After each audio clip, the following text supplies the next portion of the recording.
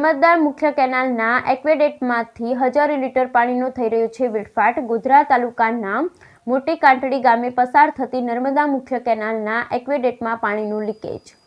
નર્મદા મુખ્ય કેનાલના એક્વેડેકટમાં અનેક જગ્યાએથી લીકેજ થતાં વેડફાઈ રહ્યું છે ચોખ્ખું પાણી। નર્મદાની મુખ્ય કેનાલમાં એક્વેડેકટમાંથી હજારો લીટર પાણીનો થતો વેડફાટ। ગોધરા તાલુકાની મોટી કાંટડી ગામ પાસે પસાર થતી નર્મદાની મુખ્ય કેનાલમાં એક્વેડેકટમાંથી પાણી લીકેજ। નર્મદા મુખ્ય કેનાલનું એક્વેડેકટમાંથી અનેક જગ્યાએથી પાણી લીકેજ થતાં વેડફાઈ રહ્યું છે ચોખ્ખું પાણી।